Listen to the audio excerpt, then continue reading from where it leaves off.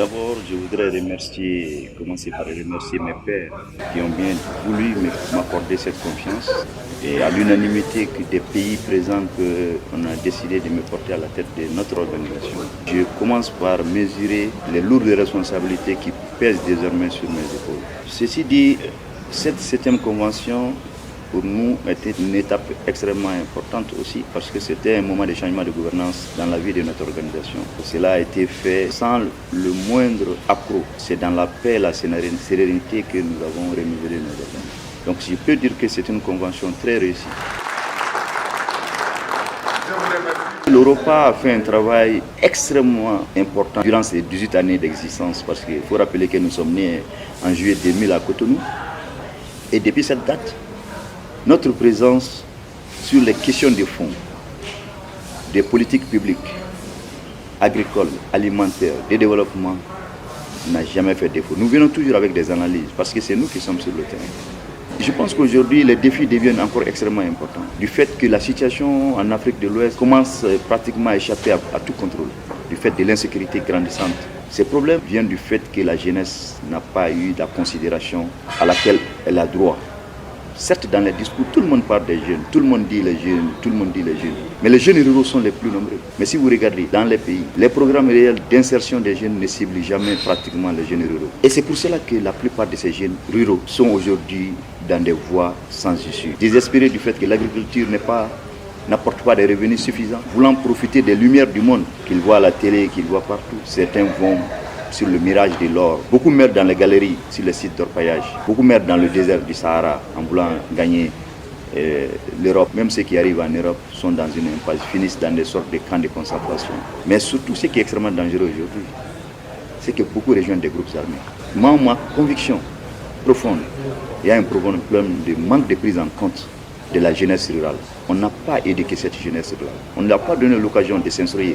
On ne leur a pas donné l'occasion d'être formés au métier. On ne leur a pas donné l'occasion d'accès à des financements directs pour faire leurs projets économiques. Ce qui arrive en Afrique est sans précédent. Nous sommes le continent qui a la croissance démographique la plus forte au monde. Nous n'avons rien prévu pour cela. C'est une question de responsabilité. Il faut inverser la tendance en essayant de construire sur ce qui existe déjà en termes de success story. Il y a des jeunes qu'on a aidés à s'installer, qui ont réussi, qui font des poulets bicyclettes, qui font de la pisciculture, qui font de l'aviculture, qui font du maraîchage. Ils sont encadrés et ils réussissent.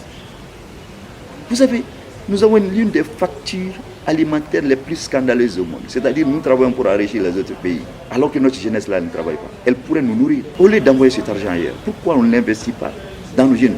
Le développement, c'est une question de vision et de volonté politique. Ce n'est pas des discours. Nous voulons qu'on sorte des discours, que chacun se regarde et chacun comprenne sa responsabilité personnelle dans la situation dans laquelle nous sommes en train de nous diriger.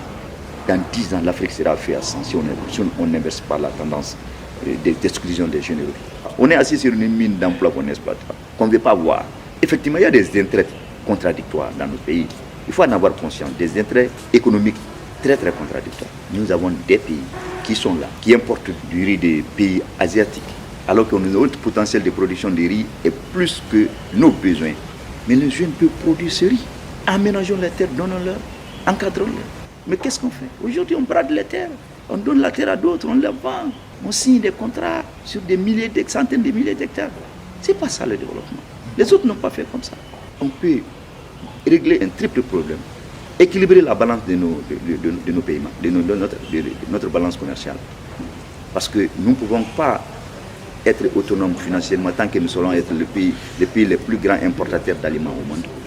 Régler le problème de l'insertion des jeunes, donc régler le problème de l'emploi des jeunes, mais réellement en les encadrant et en finançant leurs projets. Et régler le problème de notre dépendance alimentaire grâce à l'agriculture familiale. Je dis bien l'agriculture familiale. Elle n'est pas une agriculture passéiste, elle n'est pas une agriculture dépassée, elle n'est pas une agriculture qui ne cherche pas à évoluer, mais on ne lui permet pas de le faire. Tout ce que nous proposons est déformé.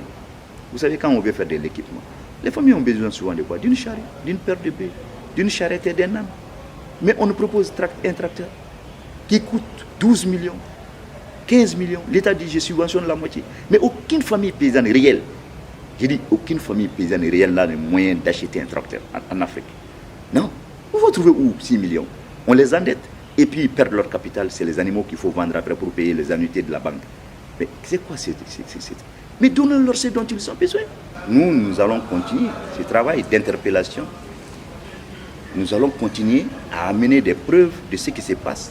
Nous allons continuer à suivre ce que les engagements que nos gouvernements eux-mêmes prennent et à montrer s'ils les respectent ou pas. C'est notre travail. Chacun a son travail. Nous, on ne cherche pas le pouvoir. On n'a pas d'ambition politique. Moi, je n'ai jamais adhéré à un parti politique, je ne le ferai jamais. L'Europa n'est pas dans ce schéma. Nous, on interpelle parce que c'est notre travail, c'est notre rôle. Nous défendons notre vision qui est la promotion d'une agriculture familiale qui nourrit ses actifs et qui nourrit nos pays.